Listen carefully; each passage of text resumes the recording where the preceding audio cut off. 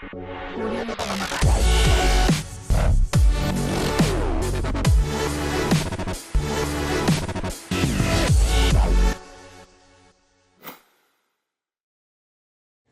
what's going on, man? Jason Capital here, and welcome back to Module 5 of Power Influence, Day 17, and our next agent of influence.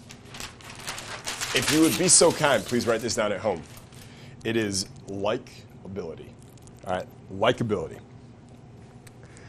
may have heard about this before, but I assure you, you've never heard about it in the way that I'm about to discuss it with you. So, what the fuck is likability?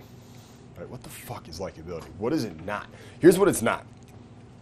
Likability is not making someone like you. Okay, the traditional way of thinking about of Dale Carnegie's school of bullshit of making someone like you, that doesn't work anymore. That's not how it works. Okay, you don't want to make someone like you.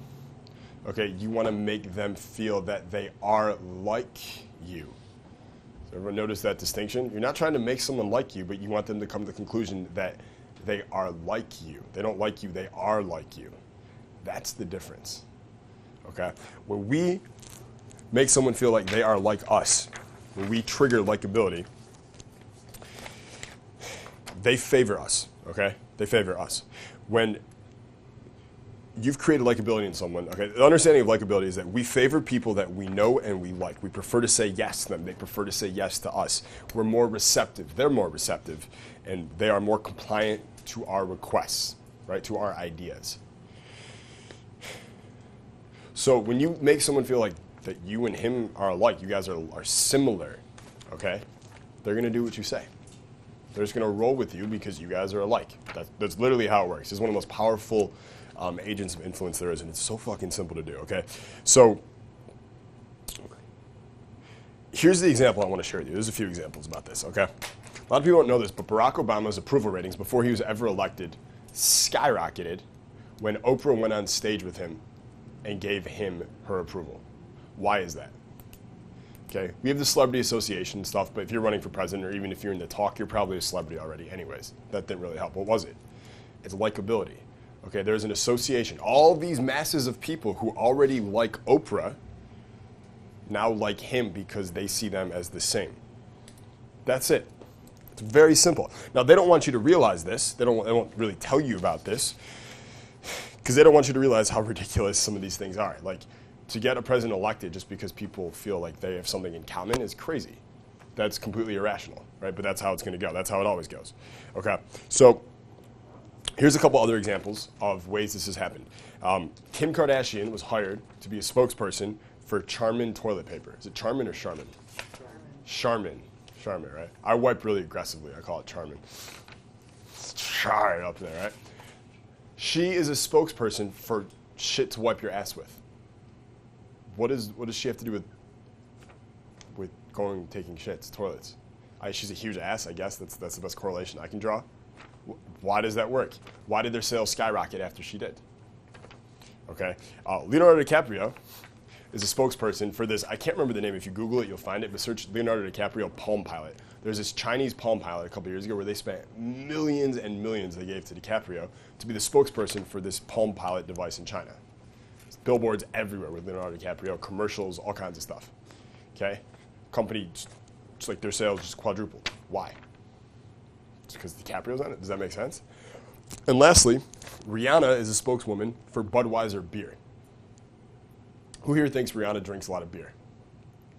Do you think after a hard day, the office, comes home, takes the shoes off, kicks the feet up, cracks open a couple Budweisers? Do you think that's what she's doing? Do you think she ever drinks beer? I can't imagine her doing anything but smoking weed or drinking like liquor or champagne or something. Like that's just, I can't imagine her drinking Budweiser, okay? But she was their choice to be the spokeswoman, and it's been a very successful partnership. Why? Why are all these things going on, okay? One of the factors related to increasing likability is called the celebrity bias, okay? Meaning if you can associate yourself with a celebrity, people will like you more, especially if it's a likable celebrity. Or if you have a product, if you can associate it with the celebrity, people will like it more, okay? If you have something that you offer, a service that you offer, if you can associate it with the celebrity, people will simply like it more, right? Again, because you, let's say this is your service or product or whatever it is, and it's here, right? And if it is associated with Rihanna and DiCaprio, everyone else is down here. They want to be associated with it because it makes them feel better about themselves. They feel like they're making a sound decision because celebrities do it. That is the thought process. Irrational? Yes. Proven? Yes. Does it happen every day? Yes. Okay, so whatever you're offering, you can just associate it with this is what these people use. Your idea will be that much better digested, consumed. Okay? For instance, off the top of my head, I don't know why it came by, but if someone was a plastic surgeon, right, and they were offering a service of nose jobs, right, and let's say they wanted more guys to get nose jobs. Okay, I read this literally in a Dean Martin biography 6 months ago, that I didn't know this, but when he was like 25, he actually went and got a nose job. His whole nose was changed. Frank Sinatra apparently used tons of plastic surgery also. If I was offering plastic surgery and I wanted more guys to do it, I would make it very well known that some of the most manliest men of all time actually opted for plastic surgery themselves. Do you see what just happened there? Who here is now receptive to the idea, oh, maybe I'll fix this, I'll change that? Because Frank Sinatra and Dean Martin did it, okay? That's crazy, but it's true, right? So just by associating it with them, it becomes more likable. It becomes more like, oh, I could do that. That sounds interesting. So that's one of the biases related to likability. That's one way you increase likability. There's actually 10. All right, there's actually 10. So I'm going to give them to you as we go here. So the next one I'm going to talk about here is revealing similarities, okay? Revealing similarities. When you reveal similarities, people come to the conclusion, oh, again, you don't want people to like you. You want them to realize that I am like him. We are alike. That's the difference, okay? So when these similarities come out, they go, oh shit, I am like this person. That's pretty fucking cool. You know, I actually like them more. I'm actually more receptive to everything that they say and do and want to comply with them. It's amazing. What's really interesting, and the reason, by the way, I say reveal is because if it seems contrived, their guard will go up and it won't even get in. They won't trust it, right? So you don't want to tell someone, dude, you're from here, I'm from here, and you like this, I like that. You like that, you like that. You love Mexican food, I love Mexican food. You eat burritos, I eat burritos. Dude, BFF, right? Then you're like, all right, no, creeper, get away from me, right? It's a little different. But you reveal them, okay? You happen to confess that one little thing that you already knew that other person did anyways, right? But you happen to it by accident, and you let them go, holy shit. You know what? You think that the 85 Bears were the best football team of all time? That's crazy. You thought Scotty was better than Michael? That's crazy, right? You're a Kobe guy? I'm a Kobe guy. That kind of thing. Okay, it's more of a reveal. Now here's what's interesting. What similarities actually matter, right? Wearing the same shirt, is that a big enough similarity to increase likability? Here's what all the research has found. It doesn't fucking matter. This is what's kind of scary, okay? It doesn't even matter. Age, sex, values, beliefs, locations where you live, where you want to live, nothing really matters. I feel like Queen right now. Nothing really matters. Nothing matters when it comes to similarities. Anything counts. Almost anything goes. You were born in the same month. You like that person more. Their first name sounds similar to yours. You like that person more. Your moms were both pharmacists. You like that person more. And almost anything goes. Now, knowing that subconsciously, that's all the research has shown, it would be pretty easy for someone to get you to comply with them just by kind of mirroring back what you say, wouldn't it? Interesting. Okay, so reveal similarities. Next, the halo effect. Okay. A study of Canadian federal elections found that attractive candidates receive 2.5 times more votes than unattractive candidates. 2.5 times more votes because they're hotter. They then surveyed the voters, and 73% denied in the strongest possible terms that their votes had been influenced by physical appearance. So 2.5 times more people voted for someone because they were hotter, yet 3/4 of the voters strongly denied that looks had anything to do with it. So people are doing this. The behavior shows it. You can't lie about behavior. What happened, happened. Okay? So it's happening, and almost everyone is lying to themselves about it or doesn't even know it's happening. They're just doing it. Other court studies of negligence lawsuits find that when the victim is better looking, he or she gets significantly more money awarded to them. You're better looking, you get more money in court. What's more, both male and female jurors exhibited the attractiveness-based favoritism. So women do this just as much as men, right? Everyone knows if you're in the fucking 99%, you're a little bitch, you don't know game, and some hot girl asks you for a favor, and you're the 99%, you're probably going to comply with it, right? Because she's hot. We on Team Capital know that we would never just say yes, right? We make her work for it in some way, shape, or fashion, which is good, right? But women do it just as much as men. Right? If you got all the higher status signals going and you dress well and you look fresh and you go and you ask a woman for a favor and you're like one of the better looking guys she's seen, she'll say yes. Favoritism is still there. Okay? Clarence Darrow, the most famous attorneys of all time, said that the main work of a trial attorney is to make a jury like his client. Like, you think court is like logical and the cases? No. It's who do they like more? That's how these things are based.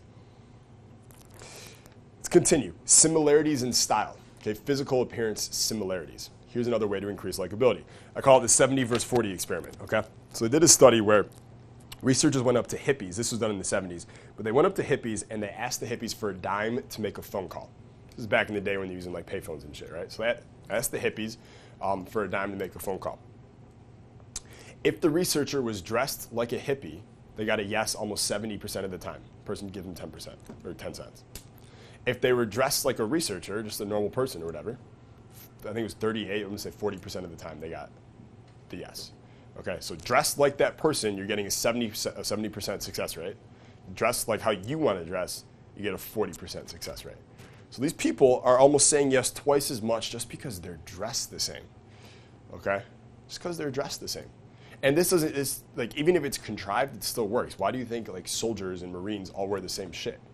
There's lots of reasons for that, but that's one of them, right? We're all dressed the same. We like each other more. We're all like, so we like each other more, okay? Crazy. Next one, the mirror exposure effect. We've been talking about this one a lot lately. The mirror exposure effect. This is a really interesting study behind this one. Okay, a really interesting study. And I love the name mirror exposure because it sums it up beautifully. The mirror exposure effect, what is it? It means that simply by being exposed to something merely just a few times makes you like that thing more. Okay, makes you like that thing more. Who here has ever, like when they were younger or even now, had a job where they met some coworker and they didn't really like the person that much or whatever, but after a while they saw them every day at work, they just got comfortable with them, they started hanging out with them, and they're just like cool with that person. Think about some of the people you're friends with now. You just kind of fell into it because you like that person. Do you really like them? Or you just exposed to them many times over so you became comfortable with them? Here's what they found. Study found that your friend will prefer the picture of you as normal, okay, but you'll prefer the reversed picture of yourself. So if they show you a picture of you as normal or a reverse picture, so it's still you looking forward, but it's flipped, they'll prefer the picture of you, you'll prefer the reverse picture. Why is that? Because the reverse picture is the same as the face you always see in the mirror. Okay, the one you see in the mirror is a reverse picture of you. That's the one you're exposed to over and over again. That's the one you like more. But when they look at you, they don't see a mirror. They don't see the fucking reverse of you. They see you. They prefer that one of you. Okay, so that's the one they like more. They don't like the reverse one because they're like, who the fuck is that guy? I don't know him. And you're like, no, I see that guy in the mirror every day. Literally, it's that small, and it's that effective, okay? So I'm going to go in the next section. We're going to talk more about techniques and how to use these. I just want to give you guys the clear kind of overheaded view of them, all right? This is some really interesting shit, right? Some really interesting shit. Next one. Next way to trigger likability. Samesies, okay? Samesies. Same name, same birthday, same personal background stuff. For instance, you went to the same college, 10 years apart, stupid shit like that, increases compliance via the likability trigger. It will also make you more memorable as well. All right? I'm not saying it's the reason why. Certainly not. He's a lot of talent. But my chief of operations has the same birthday as me. That worked out pretty well for him, right? He's back there just fucking around. But we have the same birthday, right? You meet someone, they have the same name as you, you will unconsciously prefer them. Unless you hate yourself, in which case you will dislike them. Okay? But in which case you'll still like them more because you will together hate yourself or hate the name. Just keep going like this, okay? same birthday, same location. If you ever met someone that went to the same college as you and you just wanted to talk to them because you guys went to the same college, has that ever happened to you? It happens to me. It hasn't happened in a while because I talk shit about college all the time. But it used to happen if I'm in like San Diego and I meet someone who went to Michigan State, like we talk for a couple minutes. We might even grab drinks together. Why? That person didn't have that one thing. I'd put him in the category of every other fuckboy. I just would, right? But unconsciously, likability trigger, right? If you are on vacation, let's say you're on vacation in Rome. You've been there for 2 weeks. You're by yourself. You've seen everything. It's fucking cool. It's a great time. But you haven't like met someone from home in a long time. It's kind of lonely, right? You're out at a bar one night, and let's say you're from Boston, and you're out there, and you're at a bar, and you got a Boston accent. You sound like Matt Damon in Good Will Hunting, and the guy next to you hears it, and he's like, "Yo, you from Boston?" And you're like, "Yeah." And he's like, "Me too." And you guys start talking for a second. You grab drinks together. You spend the rest of your vacation like sightseeing and meeting girls with this guy for the next couple of days. How did that all happen? You both are from the same place. That's it. If you met that guy in Boston, do you think you would have hit it off?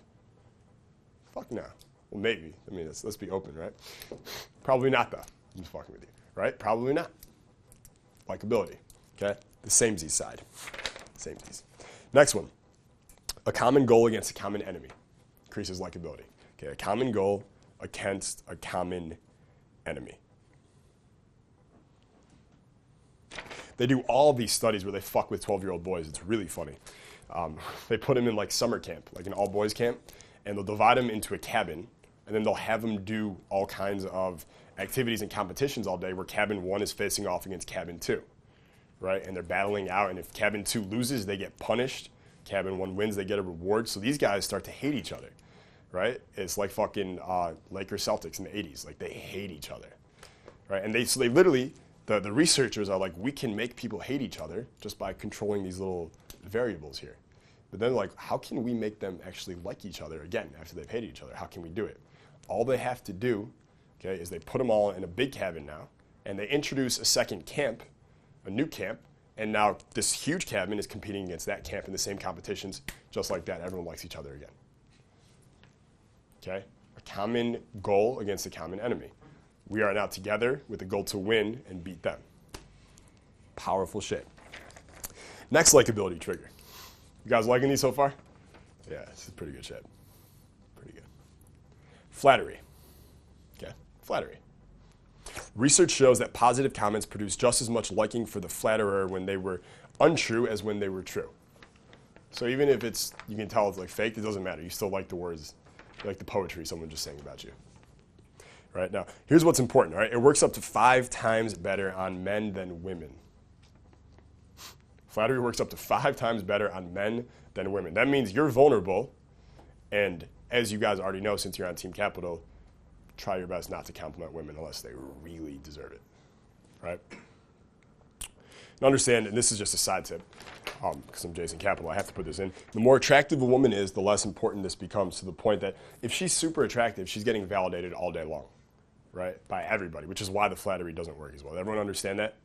Okay? If you were walking around all day and every girl did a double take on you, like every girl looked at you longer, did you favors, came up to you, asked you out all day long, and did that for, I don't know, 15 years straight, every day, do you think compliments would mean much to you anymore? No, right? They just won't mean as much. Imagine if you had a hamburger for breakfast, lunch, and dinner every day for 15 years. Would hamburgers be valuable to you after 15 years? Or would you be pretty sick of it, actually? Okay, really hot girls feel that way about compliments. It's really funny. And they'll tell you differently because they're like, they don't want you to know the secret. Just like, don't compliment me, because they'll be like, no, I love compliments. I love hearing when you say things like that. The truth is, if you ever do it to them, you always get a negative response, right? I've seen it happen a million times over and over again. I've seen it happen in my own life. It just doesn't work. Girls just do not accept compliments well. It just doesn't happen, okay? I'm saying to the point that if she's really attractive, flattery will really only be positive. Because you're wondering, like, can I ever give the girl a compliment? There's 2 things you can do. I'll just go on a sidetrack here real quick. One, you can give girls compliments whenever you want, okay? If you do it in a way that you do not give a shit what she thinks, then it works just fine. Because most guys, when they give compliments, they give it expecting to elicit, like, a response from her. Like, oh, I said she's really pretty and she matches her accessories well, therefore she should talk to me, right? They're trying to get something from it. That won't work. But if you say a compliment just giving because you like to give and your cup is overflowing, and you say the compliment, you look really hot today, and then you get right on to the next thing that's important to you, that's attractive. Okay, because you didn't say it trying to get. You said it just trying to give, and you're already on to the next thing. Total unattachment, right? Total freedom from outcomes. Does that make sense to everybody? Okay, that's the difference. So you can do it. But really, she's really hot. Flattery will only really be positive when you're deep inside her rearranging her intestines. It's really verbatim.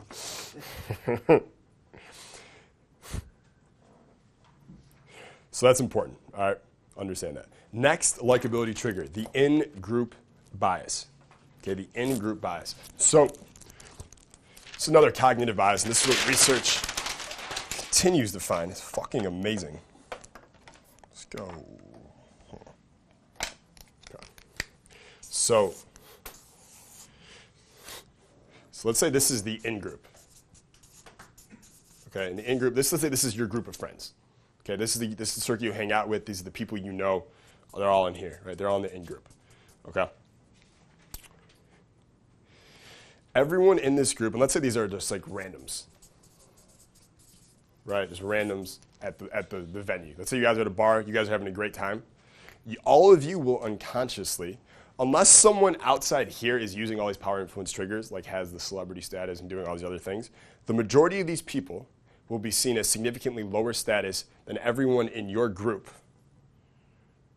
because they are the out group and you are the in group. The reason for it is we unconsciously want to value the people in our group as higher. We want to see them as better because it makes us better by association.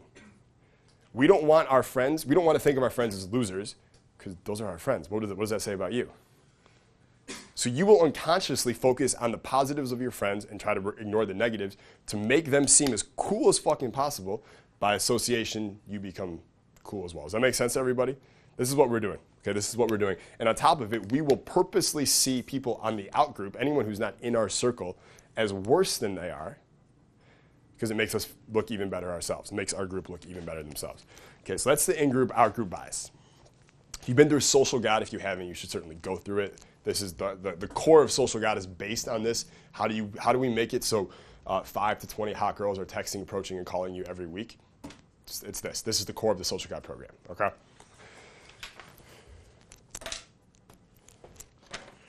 But this is another way to increase likability because you will purposely like people in the in-group far more than anyone in the out-group. Now, here's the thing.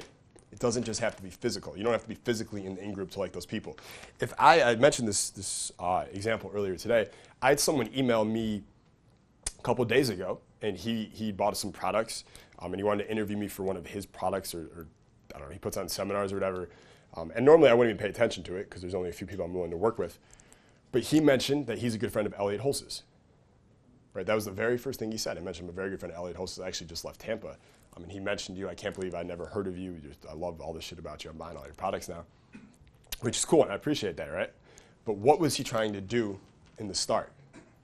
He was trying to trigger likability, or basically he was trying to say, I'm in the same group as you are. I am friends with Elliot Holz also, okay? Why do you think the power of introduction is so powerful? When someone introduces you, go, this is my friend, meet my other friend, you're unconsciously saying, we're all in the same group, so we should like each other. That's what's really happening here. That's the same bias going on. So when you're reaching out to someone, let's say you're an online marketer and you're looking for affiliates, you should most certainly mention, if you're trying to reach out to someone you don't know, that you guys know this person in common because you're using this, okay? You're using likability. When I was first getting started, I name dropped everybody all the time. Name dropping gets a bad rap. It's pretty good. It seems to work pretty well, I gotta tell you. Seems to work pretty damn well. All right, 2 more. Celebrity associations increase likability. We've talked about this a lot today. But it can unconsciously override every other impression you made of that person the minute your brain realizes that someone is friends with a celebrity. Okay, this has happened to me a couple times, a couple years ago when I was a little less mature. Let's say there's someone, you guys know obviously I have like a very high standard for who my friends are and who I allow in my life and stuff like that. And you guys do too. So I'm very good at meeting people, and in 10 seconds I can tell right away, is this a high value person, a high status guy? Is he good with women? I can tell right away, okay? Or if he's not. So when I would meet people in LA, especially when I was living there, and I could tell right away, this guy's a fucking loser. This guy's a fucking, he just gives girls coke and hopes to hook up with them, like those kinds of people. But then I'd find out, oh wait, he's actually really good friends with, I don't know, some famous actor or actress or something. You know what I mean? Like, oh, he's actually good friends with Mila Kunis, or he goes to Jerry Bruckheimer's house, or like some shit like that, when I thought that was cool a couple years ago. That would come out, and all of a sudden, my whole impression of this person just disappear. Be texting them, hanging out with them, and I'm sitting there halfway through, and I'm like, why the fuck am I here right now? I don't even like this person. It overrided everything, right? The fact that they were associated with the celebrity. Because in the back of my mind, I'm like, maybe I can get that connection, use it as an endorsement, maybe pick up a new client. Those guys have a lot of money. I should have some of that. Right? That's how my mind goes. He's a lot of money. Some of that should be mine, right? It's one of the best, like if you're a salesman, one of the best mindsets I've ever heard. I think it was Zig Ziglar who used to say that. He used to sell pots and pans door to door. But when he would go up to the house, he'd be like, before I go in the house, I always say to myself, like, them motherfuckers got my check in their pocket and I got their pots in my car. I'm here to make the exchange. That's how he looked at it, right? That's fucking cool. Unrelated, but cool. So the celebrity thing can actually override the whole thing. So if someone doesn't like you, but then they find out that you have some connection to some big celebrity that they do admire, you'll probably find that they start to like you really quickly. Okay, really cool. And last one, likability, the damaging admission. Okay, the damaging admission. This is where you reveal a negative thing about you as a person. Maybe it's part of your past, maybe it's a story, maybe it's a negative trait that you have, but you reveal it and then you pair it with a silver lining, right? So you never just reveal a negative trait like, yeah, dude, I killed a lot of people when I was younger. So anyways, what'd you do before you came here today? You see Deadpool? It's good, man, right? And they're like, wait, you did what? Murdered people. So whatever the negative thing you're revealing, I do hope, like, ideally it's not murder. You want to make sure that you pair it with the silver lining and a connected, relatable silver lining. So for instance, one of my things that I do, and it's completely true, is I talk about I'm so fucking passionate and focused about what I do in life. Like I'm so fucking passionate about a million guys getting what they want, when they want, with who they want, transforming the world completely, letting all that growth rub off on the rest of the world, shifting the fucking culture. Like I'm that passionate about that stuff.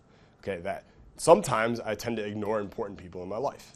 Right, like I'll go weeks without returning my parents' phone calls, right, and they'll wonder if I'm dead. I think 3 times a year they wonder if I died, right? Because one, they know how hard I work, and they know how hard I party, so they're like, oh, I'll be still out there, right?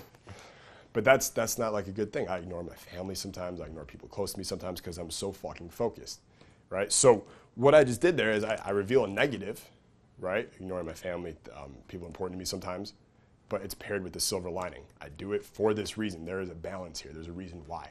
But simply by revealing that damaging admission about yourself and then pairing it with the silver lining makes you more relatable, makes you more likable. Okay, and this is a really good technique to use. We talked about before, like the hero story. You should probably have a damaging admission in it, right? It'll make you more likable instantly. If anyone asks you, whoever has been asked the question, like, so like, what's your story? Have you gotten that question before? Like you meet someone new and they're like, so what's your story? By the way, like, whenever I hear someone say that, I'm like, this guy doesn't know game, like at all. So that's a terrible question to ask. Like to put someone on the spot and just be like, so like, tell me what's your story. I remember I was at a bar, I don't know, a couple of years ago. I was back in Michigan for like a weekend. I saw this girl I hadn't seen in years. She went to Michigan State. Her name was Caitlin.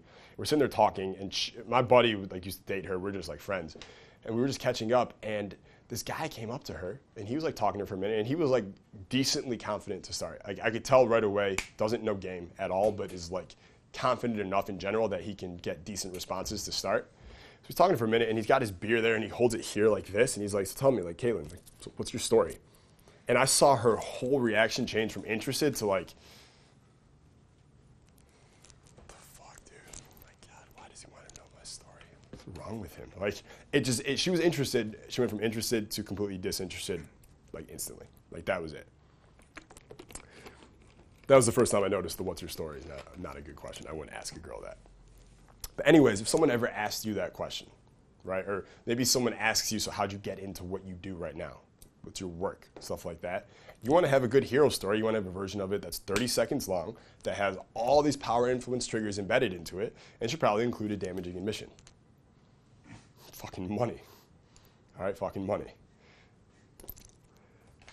So, there you have it. 10 ways to make people like you by making them realize that they are like you. Badass shit. All right, so I'll see you tomorrow. We're going to talk about how to implement a lot of these techniques in actual everyday life. See you then, man. Peace.